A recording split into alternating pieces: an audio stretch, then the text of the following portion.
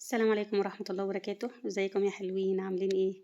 يلا بينا النهاردة كده نخزن مع بعض البسلة، ده أوانها وموجودة في السوق كتير وحلوة أوي في منتهى الجمال، وما هياش غالية. يعني أنا عاوزة أقول لكم إن أنا جبت مرة ب20 الكيلو ب20، ومرة جبتها ب15 جنيه. تمام. آه. الحاجة في أوانها كده بتبقى سعرها كويس ورخيص. استغل الفرصة واملي تلاجتك أو املي الفريزر عندك، خير يكفيكي طول السنة، احسن من انك تروحي تشتري الحاجات اللي هي المغلفة دي، بتبقى كمياتها قليلة قوي وفي نفس الوقت سعرها بيكون عالي يعني. هنبدأ كده مع بعض الفيديو ان شاء الله. ما تنسوش تضغطوا لايك وتعملوا اشتراك. شايفين لونها عامل ازاي؟ يلا بينا نبدأ مع بعض. عندي هنا كمية البسلة اللي انا هخزنها او اللي بسملة هتخزنها. بسملة هي اللي عاملة الفيديو ده، انا قلت لها الخطوات تعمل ايه وهي دخلت اشتغلت مع نفسها وصورت. عندي هنا دي حوالي اكتر من 2 كيلو وربع، يعني هنقول 2 كيلو 300 جرام. تمام. طبعا بتفصصيها وبتغسليها كويس وبتصفيها من المية علشان نشيل اي حاجة وحشة فيها، اي ورقة اي عنق من البسلة، فلازم تكون نضيفة كويس قوي. هنا عندي حلة مية فيها اقل من نصها مية، هنحطها على النار لحد ما تغلي. هنا المية خلاص غليت معايا، فهنزل بمعلقة سكر كبيرة، وده يعتبر مادة الحفظ بتاعتنا، ونص معلقة كربوناتو اللي هو بتاع الطعمية، اللي هو بيكربونات الصوديوم أو كربوناتو، معروف عند الشعب المصري كله.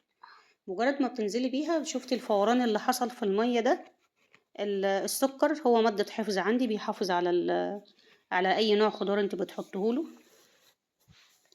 مهما يغيب عندك ما تقلقيش مش هيجراله حاجة. وفي نفس الوقت الكربوناتو بتحافظ على خضار الحاجة اللي انت بتخزنيها، سواء كانت بقى بسلة فاصوليا اي نوع خضار، الكربوناتو دي بتحافظ على اللون الاخضر الزاهي بتاعها. يعني انت شفتوا لونها في الاول عامل ازاي، وهوريكم دلوقتي لونها. شايفين بسم الله ما شاء الله، خضرها بقى زاهي وفي منتهى الجمال. انت بتنزلي بالبسلة يا دوب هي اول ما تلاقي المية بدأت تغلي، هتلاقيها مثلا كده عملت رغاوي، بتشيل الرغوة اللي على الوش دي خالص، ويا دوب هي اول ما هتبدأ تغلي على طول هنروح شايلينها من على النار عشان ما تتهريش في المصفى. هنصفي المية المغلية دي خالص، وهننزل عليها بمية باردة من التلاجة او بتلج، مية وقطع تلج كده فيها. مهم جدا يا جماعة الصدمة اللي احنا بنعملها لها دي، من السخن للبارد وقتيا، علشان تحافظ على نفس لونها تفضل زي ما هي. بوريكم هنا الازازة مشبرة خالص معايا اهي، مية ساقعة جدا. مجرد ما بننزل بالمية الساقعة عليها خلاص هي تعتبر بردت، بس احنا برضو هنسيبها تتشمع معانا، وهنسيبها تصفي ميتها خالص علشان لما نحطها في الأكياس ما تعملش قطع تلج معانا. شايفين لونها عامل ازاي؟ لونها أخضر زاهي حلو قوي. في ناس بتخزن بقى الجزر معاها، في ناس بتخزنه لوحده في أكياس صغيرة، فانتي ايه اللي يريحك او بالطريقة اللي انتي متعودة عليها او بترتاحي فيها. انا عن نفسي بحب اخزنها يعني الكيس على بعضه كده، البسلة بالجزر اطلع الكيس الوحه كده مع بعضه واطبخه زي ما انا يا عاوزه. مامتي حبيبتي، فهبدأ كده ان انا اقلب الجزر مع البسلة علشان اشوف لو انا محتاجة ان انا ازود كمية جزر كمان هزود.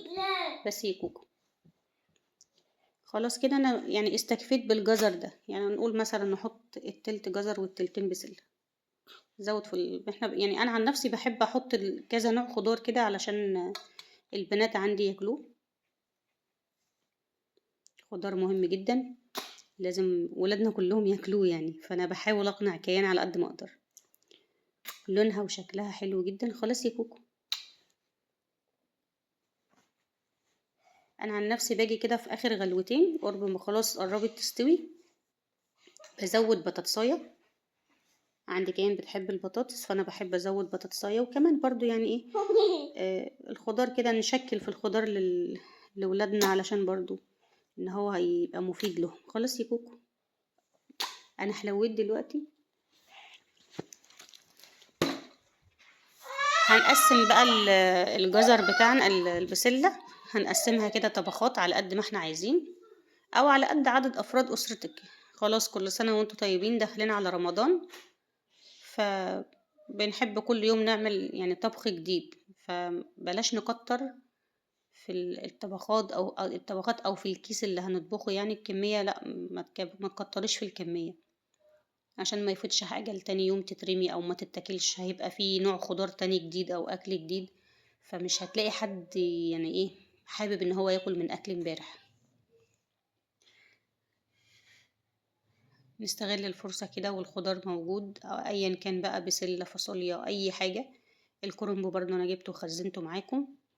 أحلى كرنب بيتخزن الأيام دي يا جماعة في الشتا ده، ولا بيجلد ولا بيجراله أي حاجة.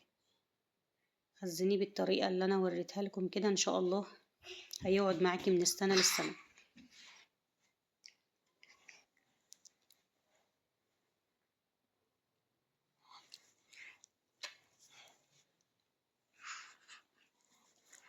كمية قلت بقى، فبحاول كده إن أنا أجمع فيهم، بس والله عملوا معايا يعني كذا كيس حلوين، يعني كذا طبخة حلوين، يعني هم أقل من 2 كيلو ونص أو 2 كيلو 300. هنا خلاص بسملة خلصت بتشاور لكم. عملنا هنا ادي 1 2 3 4 5 6 6 طبخات.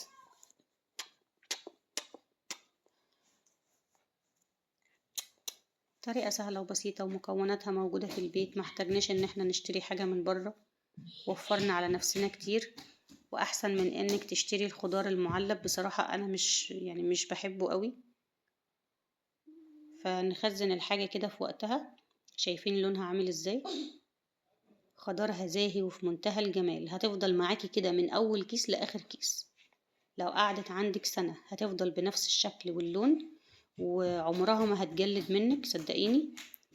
انا بقالي سنين بخزنها بنفس الطريقة دي، بتبقى زي الفل معايا. ويعني برضو 2 كيلو وربع برضو رموا معايا كمية كويسة.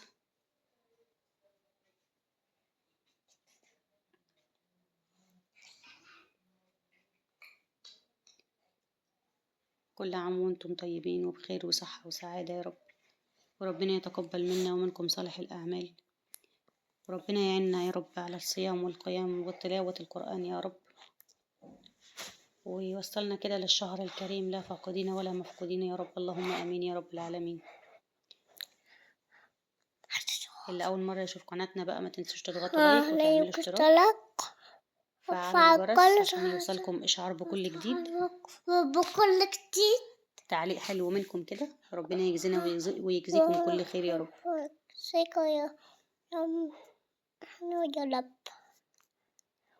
يلا في النهاية استودعكم الله.